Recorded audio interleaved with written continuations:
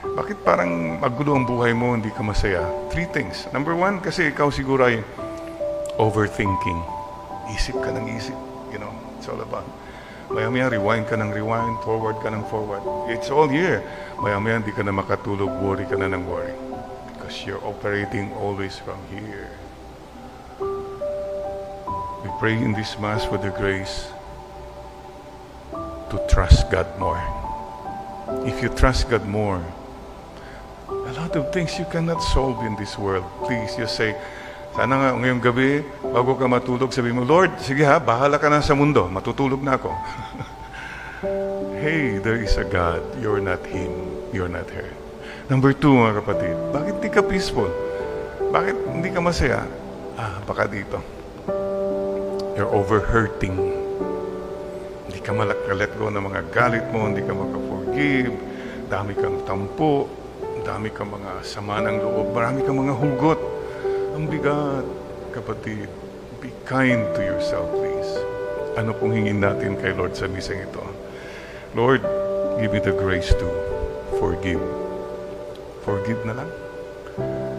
Bahala ka na, Lord. Ang hirap mag-forgive, no?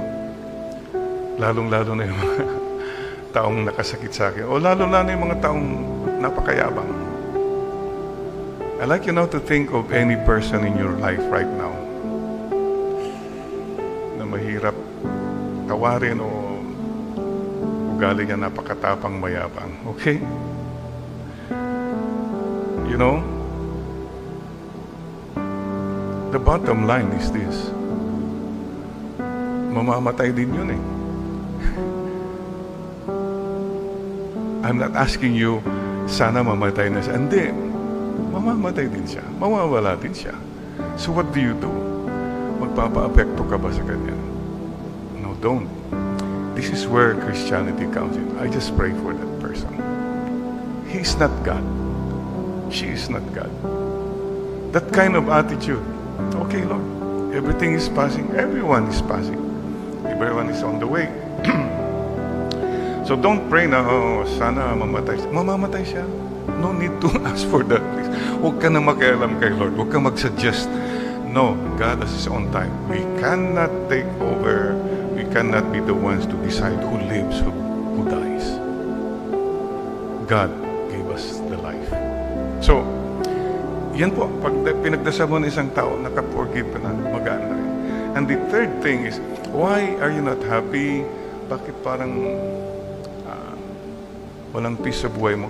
Baka ikaw ay over-fighting. Lahat pinapatulan mo. Wala kang pinapalampas. May debate. Ako dapat. May kaaway.